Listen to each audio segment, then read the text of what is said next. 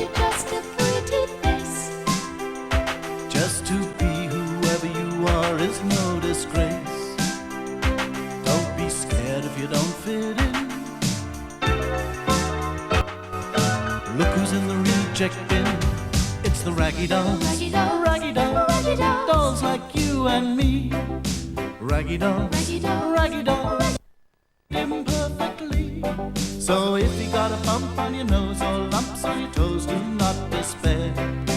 Be like the Raggy Dolls and say I just don't care. 'Cause Raggy Dolls, Raggy Dolls. Raggy Dolls, Raggy are Dolls. happy just to be Raggy Dolls, Raggy Dolls, dolls like you and me. One bright and sunny morning, the Raggy Dolls were up in the treehouse, deep in discussion. It had all begun with Sad Sack asking a simple enough question. What is the time? Dotty had said that she thought it was about 10:30, but Sad Sack had other ideas.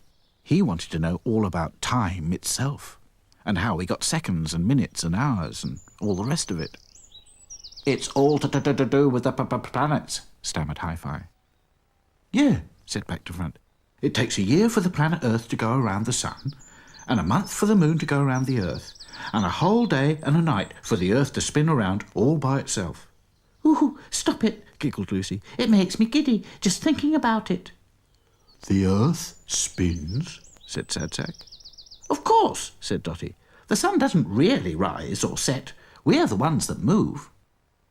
I don't understand, said Sad Sack. The whole world is turning, all the time, said Princess. That's how we get night and day. What they mean is, when it's midday for us, on the other side of the world, it's midnight for them, said Lucy, trying to be helpful. Who? Said Sad Sack, very confused. Back to Front picked up an old tennis ball and quickly drew a cross on it. Look, he said, holding up the ball. See this cross? If you can imagine that this ball is the Earth and this cross is where we are. Well now, you can be the sun, shining your light on us. Sad Sack watched as Back to Front slowly turned the ball. Well, all the time you can see the cross, it's day. But when you can't, it's night time. No problem. Good, said Dotty. That settles it. Can we all go for a walk now? But Sad Sack still looked puzzled. Some time later, the Raggy Dolls were walking across the big field, and Sad Sack was deeply troubled by thoughts of spinning planets. He suddenly stopped walking, and instead jumped up and down, very purposefully. "What are you doing?" inquired Mr. Marmalade, suddenly appearing from nowhere. I'm jumping up in the air for as long as I can, puffed Sad Sack, and he gave another jump. "Whatever for?" said the big ginger cat, ever curious. It's just an idea, said Sad Sack, jumping as high as he could. In between jumps, he explained to Mr. Marmalade that if the world was turning all the time, then he ought to be able to jump up and let the ground travel beneath him, thus saving him the trouble of walking. It seems to me that walking requires a lot less effort.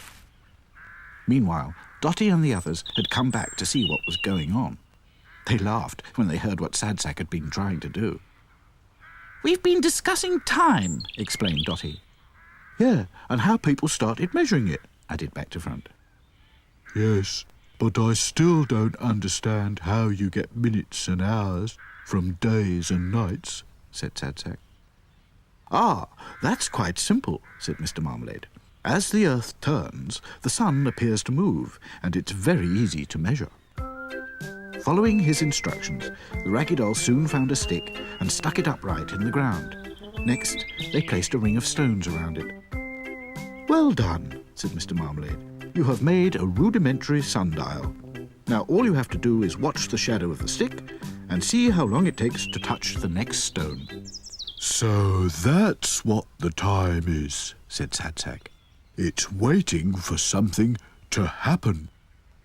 "Or finding out how long it takes to do something," laughed Dotty. "Come on, let's see how long it takes to walk to the dark wood and back again." Everyone agreed, but Mr. Marmalade said he had other things to do, and Sadsack said he was too puffed out from jumping.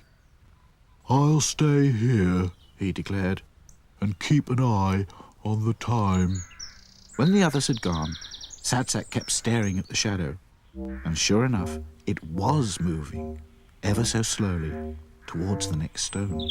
The time is always now, he thought. And he kept on thinking that wherever the shadow pointed, that there was a new now, and so on, and so on. But then he suddenly started to wonder about all the old nows. Where had they all gone? Were they now in the past? He began to think about the past, and it seemed to stretch back forever. Time must have been here before people, he thought, staring at a strange-looking tree trunk. Suddenly, the tree trunk moved, and so did another. It was an enormous dinosaur. Sadsack was frozen to the spot as a great big head on a long, thin neck bent down towards him. Ah, please don't eat me, begged Sadsack. Eat you? Said the dinosaur in surprise. Why should I eat you? I'm a vegetarian. The dinosaur lifted its huge head and bit off a whole branch of a tree. Just then, there was a mighty boom, and a distant volcano started erupting. And before he knew it, sticks and stones started falling on him. Sadsack blinked and found himself staring at the stick and stones of the homemade sundial again. The shadow had moved quite a lot. I've been in the past, thought Sadsack, and almost immediately began to think about the future and all the new nows.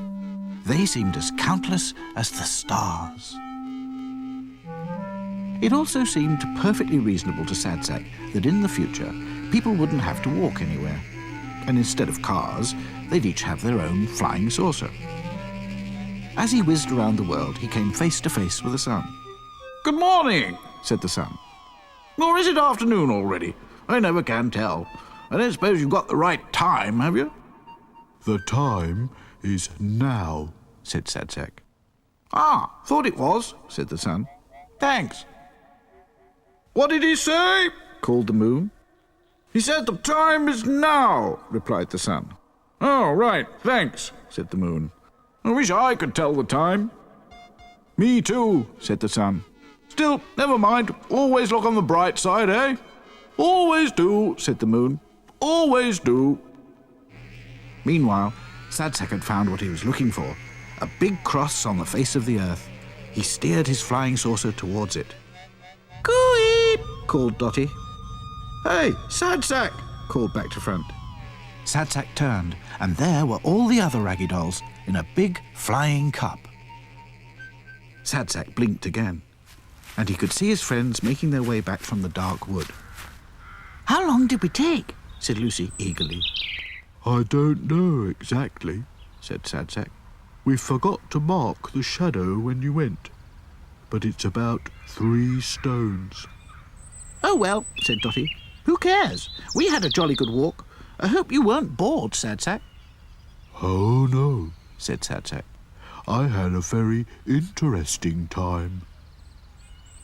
Pity the sundial isn't very accurate, said Back to Front. Maybe we could invent a better way of telling the time. There's no need, said Sadsack. The time is always now.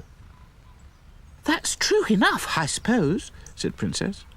But how can you tell exactly what time now is? Easy, said Sadsack. Because right now, my tummy tells me it's lunchtime. Good thinking, said Dotty. I'm absolutely famished. And so was everyone else. Raggy dolls, dolls like you and me. Raggy dolls, made imperfectly. So if you're not at ease with your knobbly knees and your fingers are all funds, stand on your 2 left feet and join our Raggy Doll chums. 'Cause Raggy dolls are happy just to be. Raggy dolls, dolls like you and me.